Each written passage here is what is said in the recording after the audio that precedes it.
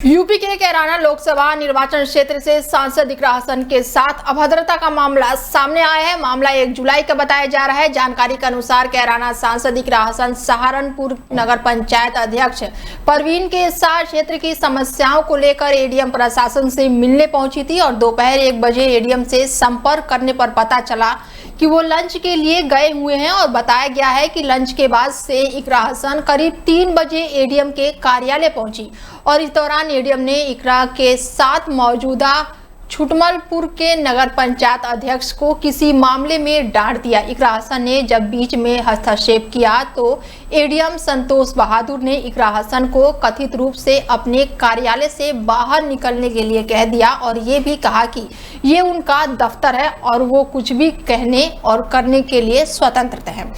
सपा सांसद इकरा हसन ने एडीएम को की एक लिखित शिकायत सहारनपुर के मंडलायुक्त अटल राय के साथ साथ प्रमुख सचिव नियुक्त से भी की है और इसके अलावा एक शिकायती पत्र लखनऊ में भी भेजा गया है। सपा सांसद द्वारा की गई शिकायत के बाद से मंडलायुक्त ने पूरे मामले की जांच का आदेश डीएम सहारनपुर मनीष बंसल को दिया है। तो वहीं एडीएम संतोष बहादुर ने कहा है कि उन्हें सांसद के साथ कोई भी अभद्रता नहीं की है, जो आरोप लग रहे हैं वो निराधार हैं।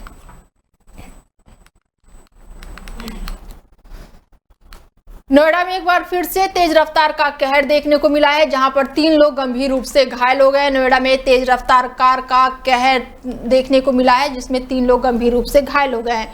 ग्रेटर नोएडा एक्सप्रेसवे पर तेज रफ्तार पर अनियंत्रित कार 25 फीट नीचे गिर गई और बाइक और एक स्कूटी चपेट में आ गई। कार और बाइक और स्कूटी चालक गंभीर हालत बनी हुई है। तीनों को निजी अस्पताल में भर्ती कराया गया है। तो वहीं पुलिस जांच पड़ताल में जुट गई है। कार पूरी तरह से इस हादसे में क्षतिग्रस्त हो गई है।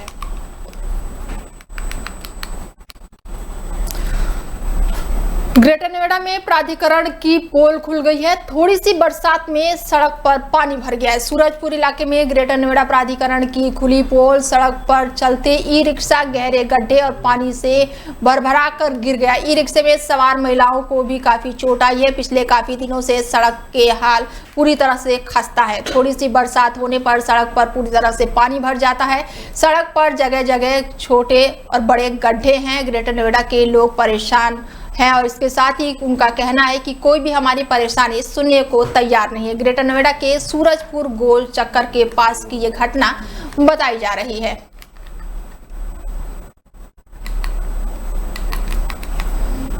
यूपी के अमेठी में ड्रग इंस्पेक्टर द्वारा पुलिसकर्मियों के साथ अभद्रता करने का मामला सामने आया है। डीएम संजय चौहान ने मामले का संज्ञान लिया है। जिले के ड्रग इंस्पेक्टर द्वारा पुलिसकर्मियों के साथ अभद्रता करने का वीडियो भी सोशल मीडिया पर अब तेजी से वायरल हुआ है।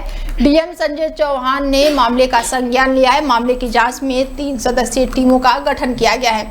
एडीएम और सीएमओ के साथ सहायक आयुक्त मामले की जांच करेंगे। देर शाम ड्रग इंस्पेक्टर के द्वारा प्राइवेट गाड़ी में हूटर बजाकर अनियंत्रित कार चलाने के दौरान पुलिस ने यह प्रयास किया था। ड्रग इंस्पेक्टर ने गाड़ी रोकी थी और वहीं पुलिस ने काफी दूर तक पीछा कर ड्रग इंस्पेक्टर को हिरासत में लिया। इसके साथ ही पुलिस ने यहाँ पे बड़ी कार्रवाई करते हुए संज्ञान लिया है, जिसका वीडियो भी अब सोशल मीडिया पर तेजी से वायरल हो रहा है। पुलिस अब फिलहाल पूरे मामले की जाँच पड़ताल में जुटी हुई है। शराब के नशे में धुत थे, पुलिस वालों से भद्रता किए हैं मेडिकल के लिए। यहाँ पर अभी थोड़ी देर पहले एक अभियुक्त, पुलिस की भाषा में अभियुक्त, जो कि शराब के नशे में थे, मिस्टर कमलेश मिश्रा, और पद नाम उनका नहीं लिखा हुआ था उसमें, जो है उनका यह एग्जामिनेशन किया गया है और रिपोर्ट पुलिस को फिलहाल दे दी गई, लेकिन उनका ब्लड सैंपल जरूर लिया गया है। ऐसी कुछ संभावना लग रही थी कि शायद वो हो सकता है कि अल्कोहल के प्रभाव में हो, इस वजह से सैंपल लिया गया। पुलिस की भी जो एप्लीकेशन आई है मेडिको लीगल के लिए, उसमें स्पष्ट रूप से ये मांग की गई है कि क्या यह व्यक्ति अल्कोहल के प्रभाव में है कि नहीं है, इसलिए उसका ब्लड सैंपल लिया गया है और ब्लड सैंपल जो है संबंधित कांस्टेबल को दे के फॉरेंसिक लैब में जांच के लिए जांच कराकर रिपोर्ट लाने के लिए कहा गया। प्रथम दृष्टया ऐसे कुछ भी कहना बड़ा मुश्किल काम है, ऐसे कुछ भी कहना बड़ा मुश्किल काम है। शराब के नशे में लगे कि नहीं? बोल ज़्यादा रहे तो इससे लगता है कि कुछ तो प्रभाव है। किस प्रकरण में आप थाने में बैठाए गए हैं? अरे बैठाया नहीं है हम, ठीक है। जो है वो कोई ड्राइवर हमारा चला रहा था गाड़ी, गाड़ी में हूटर भी लगा है, लाइट भी लगी है, शराब की बोतलें भी मिली हैं।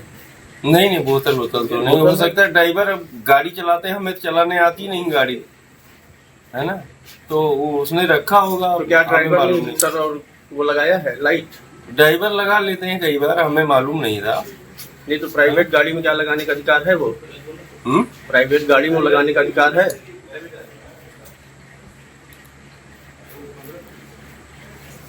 चलिए ठीक है, हम आपसे बात करते हैं अभी।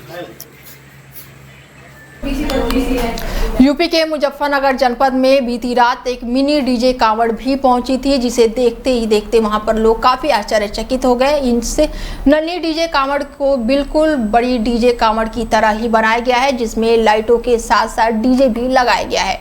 गाजियाबाद निवासी 10 युवकों की डीजे टोली हरिद्वार से हर की पौड़ी से गंगाजल उठाकर इस मिनी डीजे कांवड़ के साथ अपनी कांवड़ यात्रा पूरी कर रही है। और इन लोगों का कहना है कि बड़ी डीजे कांवड़ पर नियम लागू किए गए हैं, इसीलिए वो मिनी डीजे कांवड़ बनाकर अपनी कांवड़ लाए हैं। और इस मिनी डीजे कांवड़ में लगे साउंड सिस्टम को बजाकर शिव भक्तों के भजन पर झूमकर ये शिव भक्तों की टोली अपने स्थान की ओर आगे बढ़ रही है।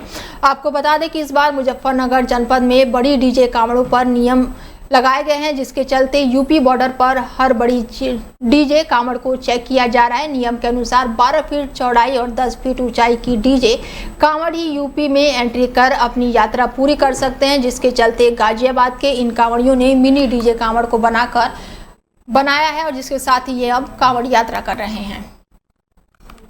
क्या नाम बोले आपका? राहुल कुमार। बोले गंगा जल लेके कहाँ से आ रहे हो, कहाँ जाओगे? हरिद्वार से आ रहे हैं, गाजियाबाद जाएंगे जी। बोले इस बार आप मिनी डीजे लेके आए हो, क्या सोच के लेके आए? क्योंकि बड़े डीजे बंद हो रही है हाइट की वजह से, इस वजह से हमने सोचा तो मिनी डीजे लेके चलेंगे, जो प्रसारण भी आगे नहीं दिक्कत होगी कुछ भी पुलिस वाले को, इस वजह से। क्या नाम दिया आपने इस मिनी डीजे को?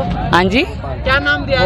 गोपाल डीजे। अच्छा, क्या खासियत है इसकी? खासियत बताइए। खासियत यही है, बस बड़े बाबा डीजे बंद हो रहे हैं ना, इसमें हम छोटे डीजे लेके आए हैं। अच्छा, कितने लोगों की टीम है आप? 10 जने हम, 10 बंदे हम।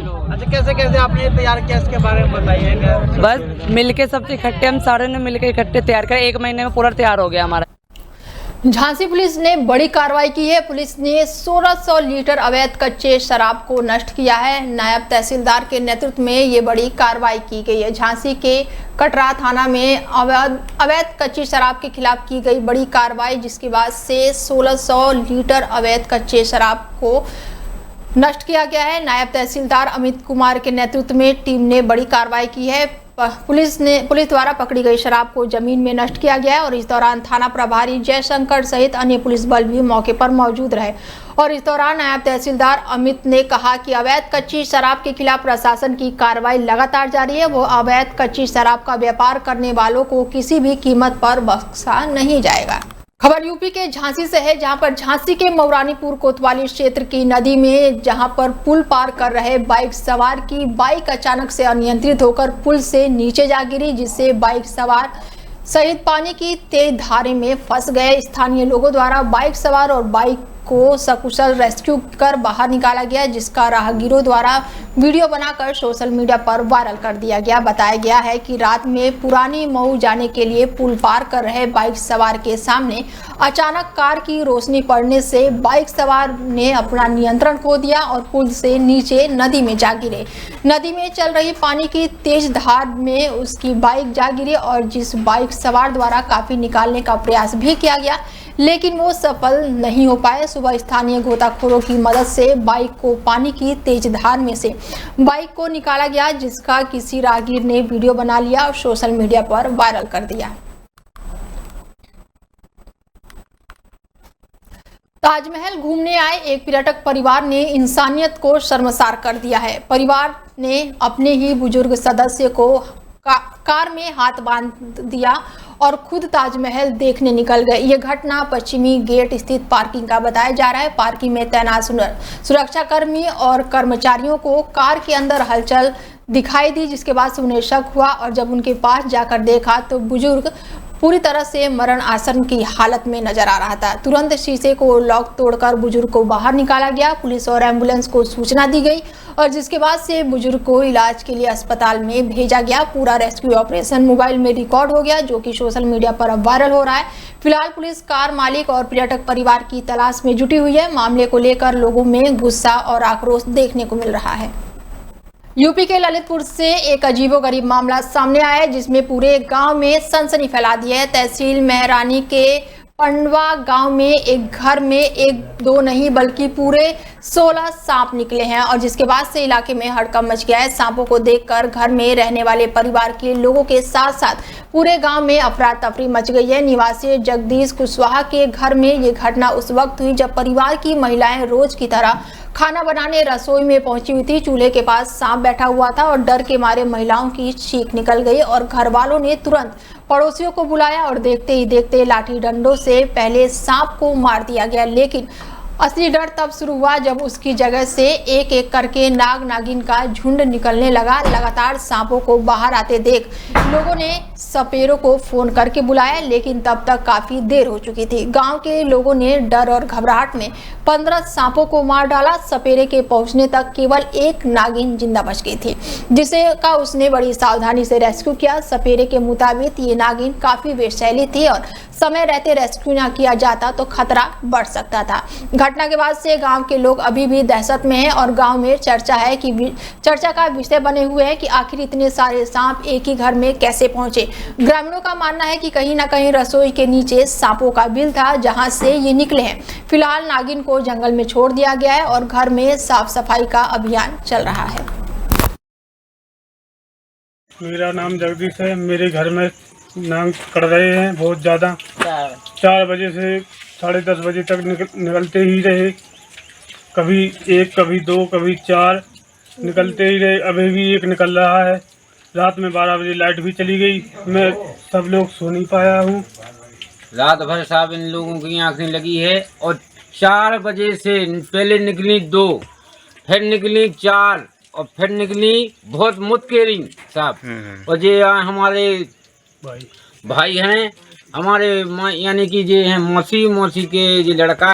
मेरा नाम जगदीश कुशवाहा है, ग्राम पड़वा के हैं। यहाँ पर बहुत सारे सांप निकल रहे हैं। नांग ने 4 बजे से निकल रहे, 10:30 बजे तक निकलते ही रहे। रात में सब लाइट जी 12 बजे इन लोगों ने लाइट काट दी तो सब ये बाल बच्चे कोई सो नहीं पाए। सांपों के मारे परेशान रहे। सवेरे में बाबा जी को लवा ले आया हूँ, अभी भी उसमें से निकल रही हैं सांप। एक तो पकड़ ही चुके हैं। बाबा जी आप बताइए, ये जो नाग निकल रहे हैं ये क्या वास्तव में बहुत जहरीले हैं? बहुत जहरीले हैं साहब, बहुत जहरीले हैं। असली नांगन है साहब। अच्छा, असली नांगन अभी बताऊंगा आपके लिए, सब जनों के लिए मैदान में छोड़कर। आप देखिए कि ये कितनी जहरीली होती, तनकसी जैसी थी। हाँ, ये सवा बेथा ये बच्चा है, ये सवा बेथा की है, ये पूरी नांगन है। हाँ, बहुत जहरीली होती है। नांगन बद्दी नहीं होती, ये सवा बेथा की नांगन है। असली नांगन है।